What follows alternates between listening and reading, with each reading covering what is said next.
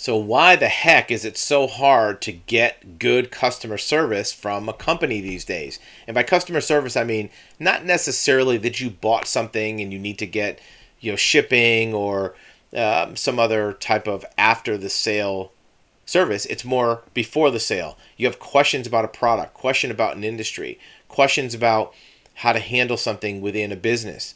Well, the reason why, sadly, it's because providing customer service has become very expensive. Look, if you have a person who's going to answer the phone and talk to customers, that's a full-time job.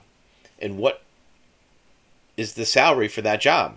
You're not going to pay entry level $15 an hour to answer really important questions.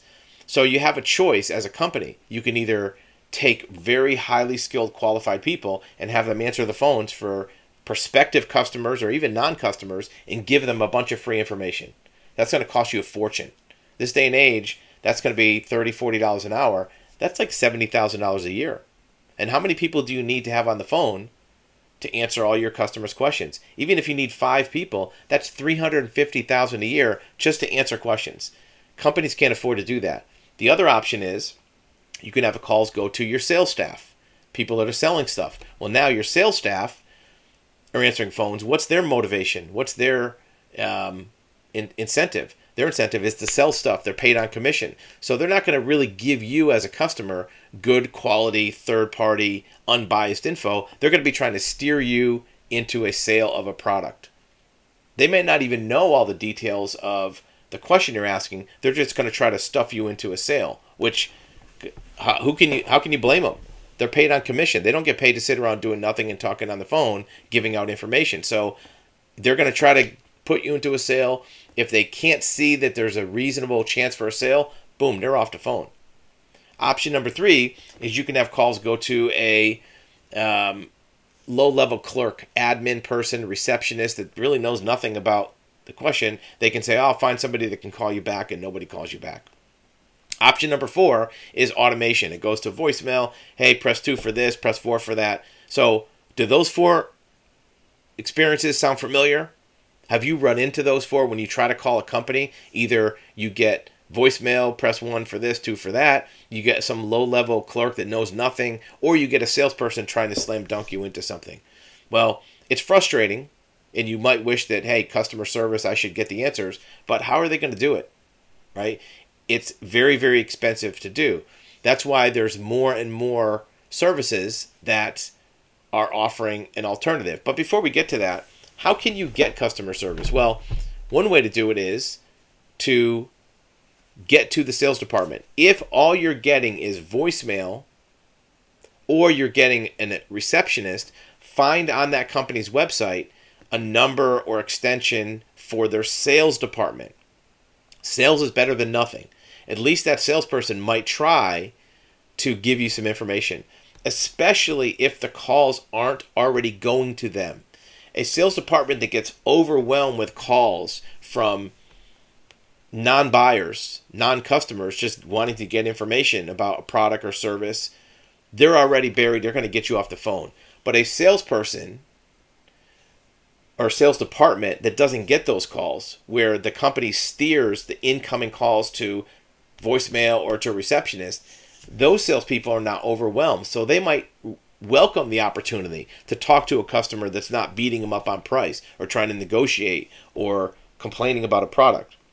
You might have good luck asking for the sales department if the sales department isn't already the first choice for that business incoming calls. And for these solutions, we're talking about active solutions. Obviously, you do have solutions for customer service by watching YouTube videos like this one, by going online to the website and reading about products and services. But I suspect that what you really want is a one-on-one conversation where you can ask questions, get answers. It's not a passive one-way thing.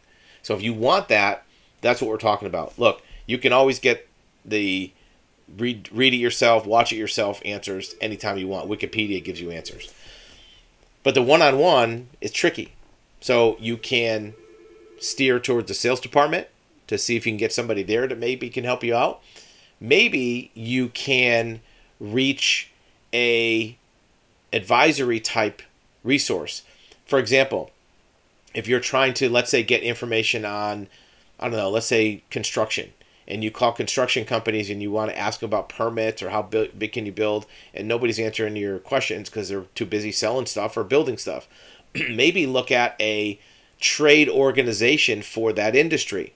Maybe there's a trade group that you can call up and somebody there can answer your questions. Maybe there's a government agency that you can call up. Look for alternate sources that have the knowledge. That's the key. You want to reach somebody who has the expertise and knowledge that can answer your question. The problem is anybody who's that knowledgeable and that skilled and expertise, they're not just sitting around waiting to talk to people on the phone for free. They have a job to do. There's paying customers that have bought products and services that need them to work on their case, their file, their product, their service. So they can't drop everything and answer phones and give out free information. But a trade organization might have people that do that. They might be retired people that are on the phones. They might have consultants, advisors, right? They can do this. So look at trade organizations. Another place you can look is government agencies. Many industries are regulated by the government. They have to have a license. They have to have a permit. You might call the government agency that oversees that industry to see if somebody there can answer your question. Now, be aware that government agencies have their own problem. They have bureaucracy. They don't have excess staff sitting around doing nothing. They're underpaid, understaffed, but they may have good knowledge if you can reach them. Option number 3, it's a little more inconvenient, is to go in person. If you try to do it on the phone because it's easy, look, it's easy to do things on the phone. You don't have to leave your office. You don't have to leave your house. If it's really important, go in person to a business that's close to you in that industry, even if it's not a place you want to do business with. If you go in person, now they can't hang up the phone. They can't put you on hold. You're there. You're in front of their face.